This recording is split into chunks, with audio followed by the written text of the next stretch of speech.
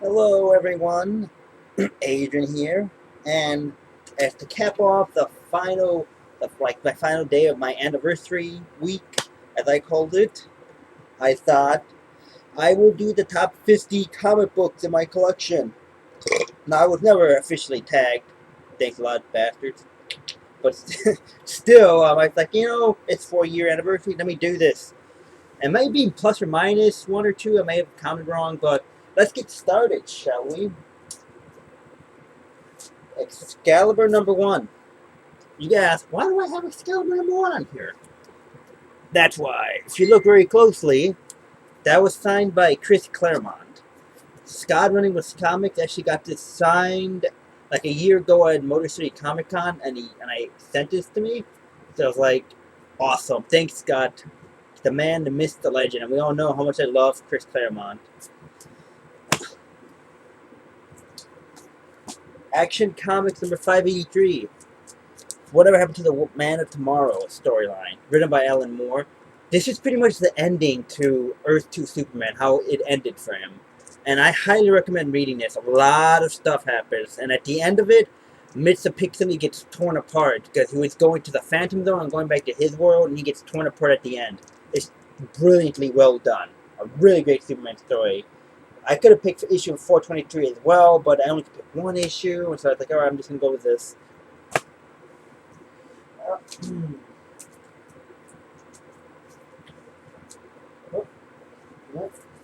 Uncanny XMen 171.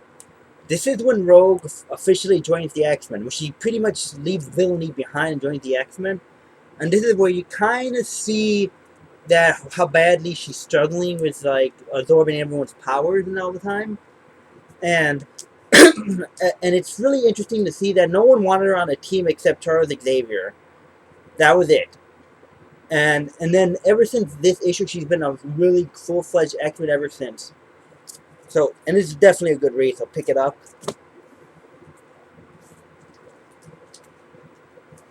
Wolverine 145.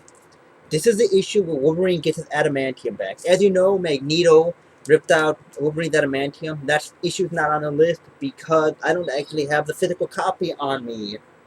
Unfortunately, I don't. So, well, I give it to Ben, actually. I let him borrow it. So if I can't really put on it if I don't have it. So this is when he gets it back. And the way he gets it back is just he fights Sabretooth for it. And Sabretooth has adamantium. And then he ends up fighting Hawk at the end of the issue. It's just a brilliant issue. Really well done.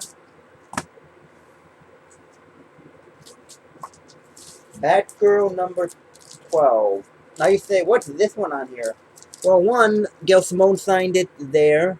And not only that, too, but for me, this is the first issue that I picked up a Batgirl, like, ever. And ever since then, I've been hooked on it. And I've been reading it pretty much every week since this issue. So that's why it's special to me.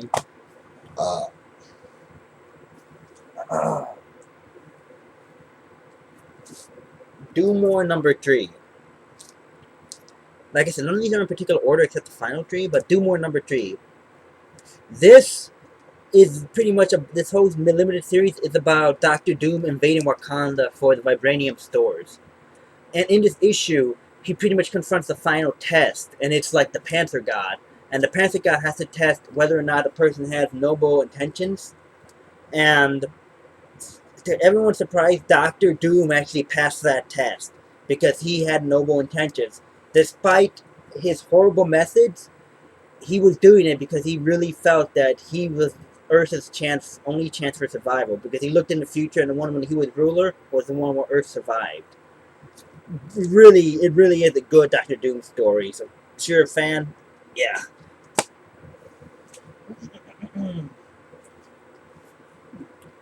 Captain America 298, The Life and Times of the Red Skull. Now, this is pretty much like the origin of the Red Skull. It tells his birth till up to this issue, what he's been up to. And it's just so well done, because it's like every time you feel like you start to have some pity for the character, like, oh wow, my God, poor Red Skull. Every time you feel like you can have that, he does something just completely reprehensible that makes you like, I don't know, what an asshole, I hate him. You want to know about the Red Skull? This is the issue for you, and it's just so well written. Teen Titans, New Teen Titans, number 18. And like I said, this is not an epic issue, nothing, no momentous or anything, but it's just an issue with some really great story. And in this issue, this guy right here is charged with trying to murder a woman, pretty much, to kill a woman from spreading like a horrible disease from radiation poisoning. And Wally West says everyone, the Teen Titans can't understand what he's doing and why. And at the end of the issue, and especially Wally West, Wally West's gigantic dick in this issue. And at the end of the issue, it's revealed that this guy is actually the husband of the woman he's trying to kill, and he wants to kill her because not just to stop the spread of the disease, but to put her out of her misery because she's gonna suffer a lot more if he doesn't. And it's just so like when you get to that page, you're like, oh whoa, and the bottom. Oh, read it, folks. New Teen Titans number 18.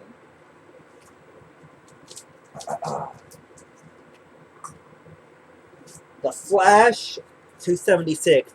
This is the issue that takes place after the death of Iris West, his wife.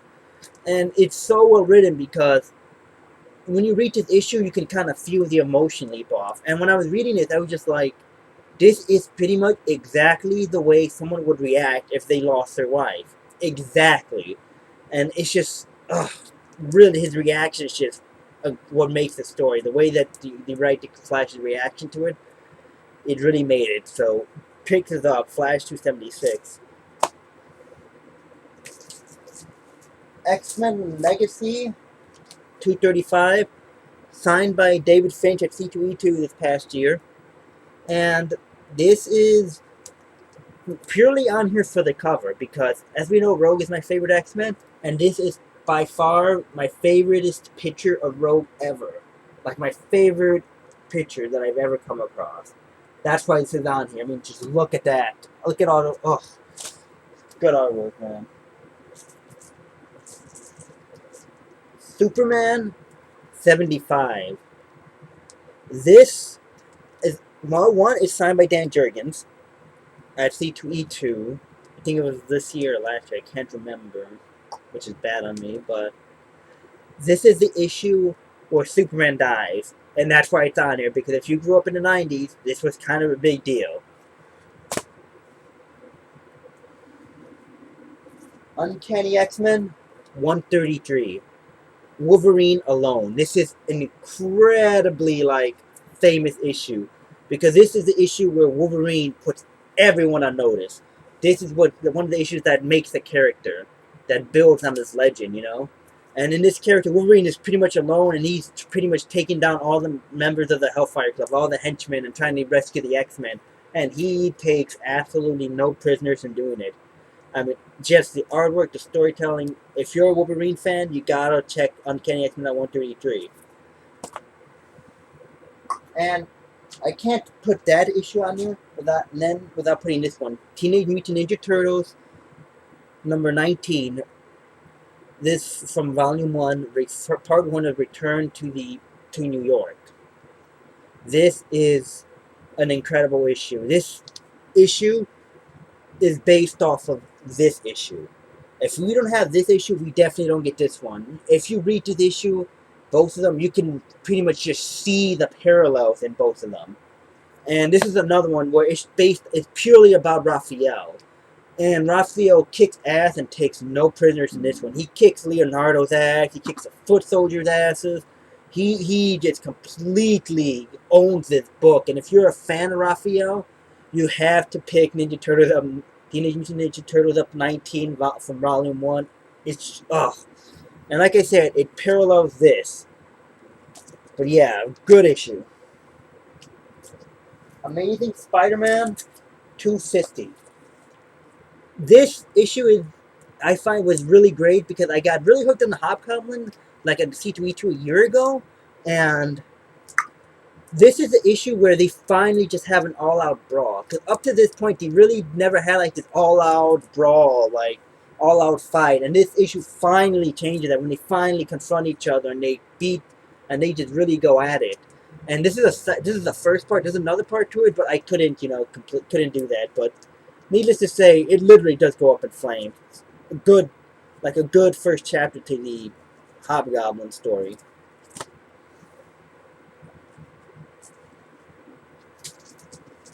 Fantastic Four, number 200. Now, this is Doctor Doom, in my opinion, Doctor Doom at his very worst. This is Doctor Doom at his most pettiest and its most ugliest. That is why this is on here. Because if you want to read an issue where Doctor Doom is just at his very worst, most petty, most childish, most like just spiteful and vengeful, this is the issue. Because he really just go at it with Reed Richards in the Smithsonian. They go at it. They beat the hell out of each other. He puts Reed Richards through a lot of tests. And the way it ends is almost classic Doctor Doom. Read this issue if you're a fan of Reed Richards and Doctor Doom. Fantastic Four 200.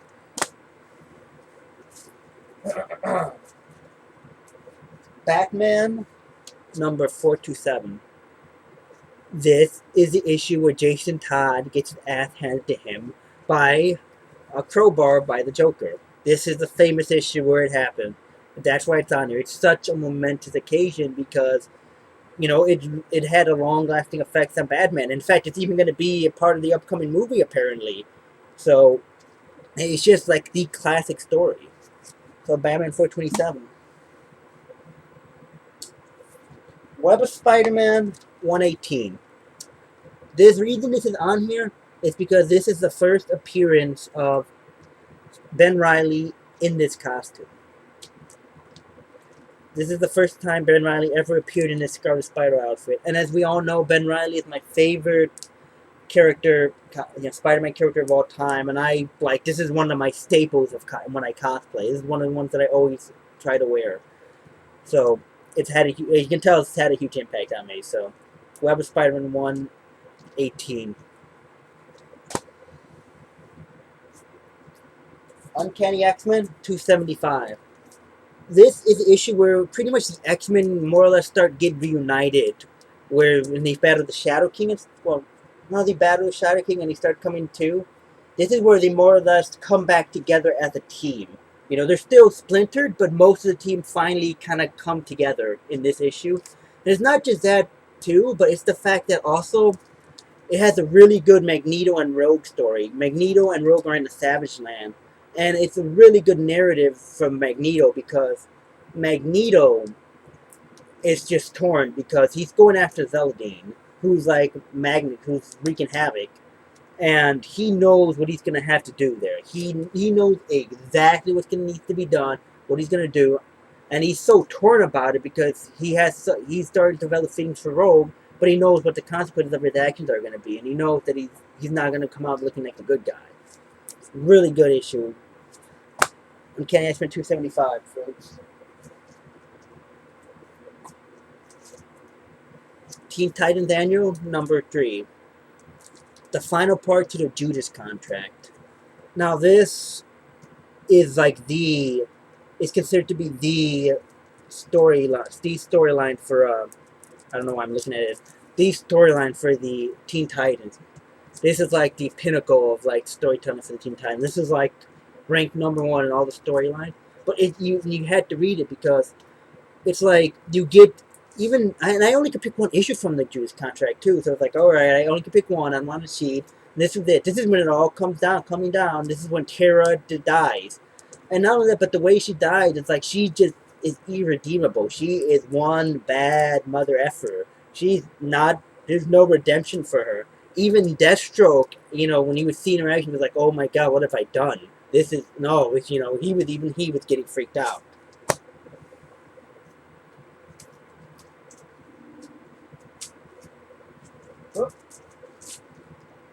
Infinity Gauntlet number 5. And one thing is, I love the cover to this because, if you look at the cover, here's all the most powerful beings in the universe. Galactus, like well, I don't know if Eternity's on there, but like the In-Betweener, Lord Chaos, Master Order, and all those cosmic beings, the most powerful. And here you have little Thanos just going up to them, marching them, was like, taking a fight to them, like, all right, come and get me. I'm taking a fight to you. The ball on Thanos. And not only that, too, but it's just so great, like, the battle that he has with them. And he beats them. I mean, I would read this issue, I was like completely taken aback. I was like, holy crap, Thanos is a badass. I mean, to beat all the most powerful beings in the universe. Infinity Gauntlet number 5. Uncanny XMen 150. This is the issue, and this, for me, is the issue that's really important, because this is the issue where Magneto pretty much this was the issue that Magneto was a villain for like the last time. And when I say that, I mean Magneto is pretty much like an anti-villain and an anti-hero now. Like, this is in my opinion, like the final issue where Magneto was really a true villain. And the way it happened is that he almost kills Kitty Pryde in this. And when he sees how young she is, he realizes, oh my god, like he starts thinking and questioning his message and himself, like, I just wanted to protect mutants like yourself that are young, and he's just taken aback by it because he had a daughter that died in a fire as well, and he just completely questions everything. And so this was like the issue that kind of was a turning point for the character of Magneto.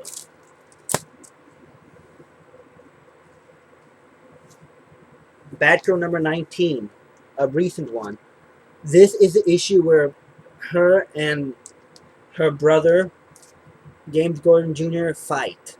This is the issue where she throws a battering like in his eye and she thinks he killed him and he falls over the cliff. And it's just so well done, this issue, because, you know, her confronting her brother, just so much emotion there. And the way it was written, it has like the rain, the artwork, the storytelling, and just, it has horror elements too, like almost horror movie elements. When I read it, I was blown away. Batgirl number 19.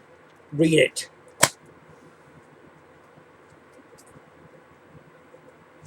Iron Man number 250.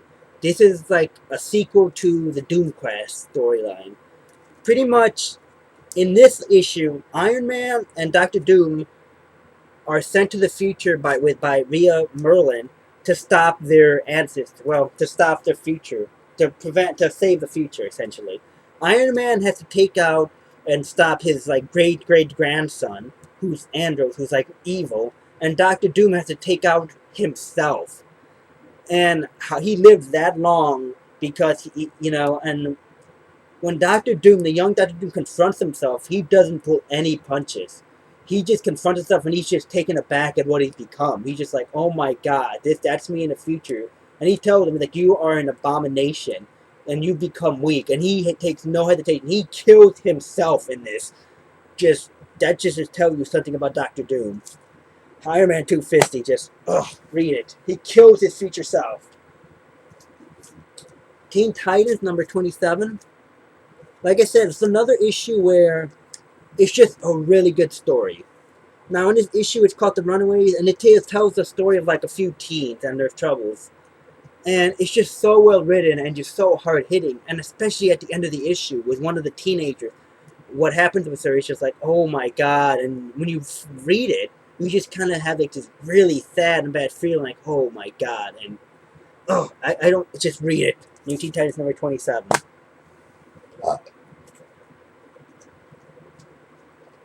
Fantastic Four 604. Now this was like the ending to the story, the huge story arc that Jonathan Hickman did, the Forever story arc.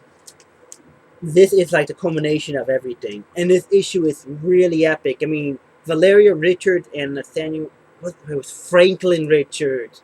Keep getting the grandfather confused, but it was Franklin Richards come back from the future as their adult selves, and you know, it ties everything that Hickman did on the Fantastic Four run together. And not only that too, but they fight the Celestials, and Franklin Richards uses Galactus as his hero to defeat those Celestials. I mean, it's just, epic, you know?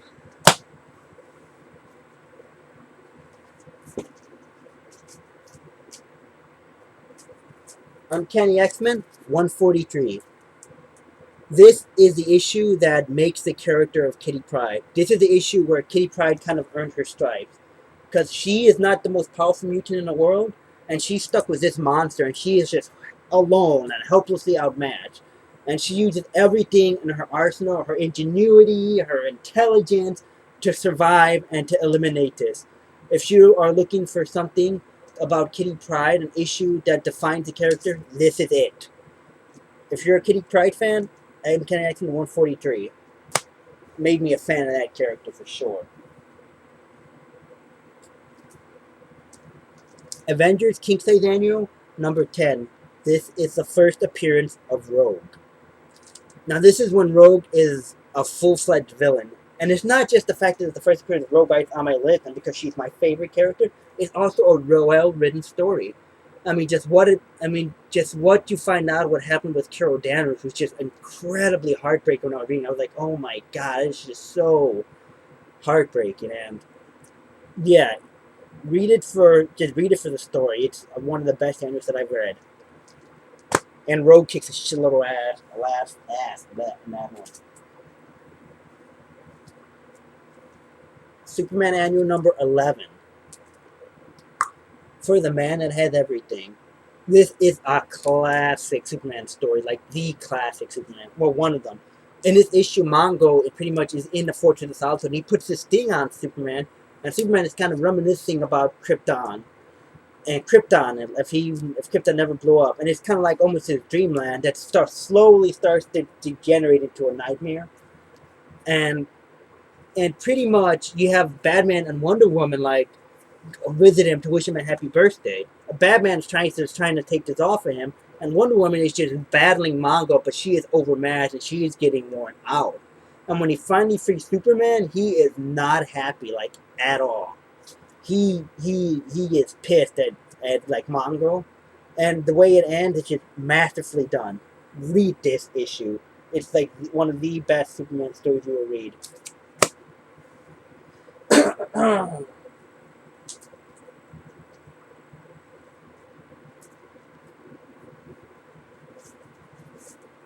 Uncanny X-Men 269. This is the issue where Rogue finally gets rid of the Miss Marvel personality. Because before, she was struggling with Miss Marvel's emotions and her memories. And this is the issue where it finally gets resolved. And that changed the character for not the better, but it changed the character. It was a momentous occasion for the character because she was fighting like Miss Marvel's version. They were separated, but they need to be one in order to reunite. And she's more than willing to die because she doesn't want to kill Miss Marvel again. But Magneto intervenes, and he saves Rogue's life. And this ends that whole split personality thing. 269. Uncanny X-Men.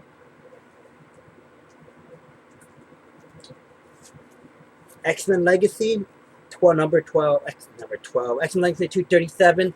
It's part 12 of the Second Coming storyline. This is the issue that got me back into reading current comics, because beforehand I didn't read the comic. I stopped reading it after one more day, which is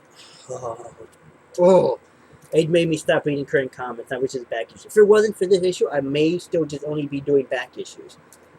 And it's just so epic because the mutant race is on the brink of extinction, and they're in their homeland Utopia, and they cannot leave. They are in an impregnable dome set up by the villain Bastion.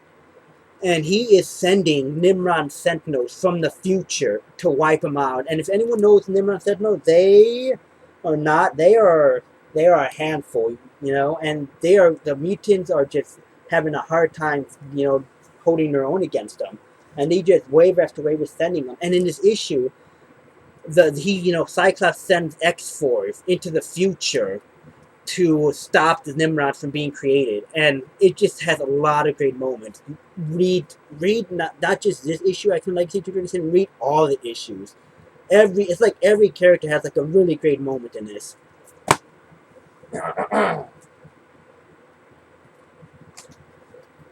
New Teen Titans number 38. And this is just for this is nothing epic. It's just one of those one-shot stories that's just really well done. In this issue, Donna Troy pretty much asked Robin to investigate her, to, pretty much where she came from, because up to this point she was an orphan. She had no idea. And in this issue, you find out where Donna Troy is, or it's almost like a semi-origin, a continuation of origin. And you find out what exactly happened with Donna Troy, where she came from, what happened, and the ending was really heartwarming. And it was nice to see a nice ending, and the issue ended in a nice way. New Teen Titans 38, if you're a Down Detroit fan. Of course, they ruined that probably in the New 52 now, so. Thor 389. This is that really great three-parter where Thor battles the Celestials to save the world. And I could only pick one, but I would suggest reading all of them. But this is Thor 389. This is the issue where Thor is literally inside one of the Celestials, and he is just getting a bunch of crazy crap thrown at him. And he is just overmatched, but he refuses to give up. And he is just battered and beaten, and he just keeps going. He's like, fine, if I can't do this, then I'm going to save as many as I can and define a character-defining issue. Thor 389.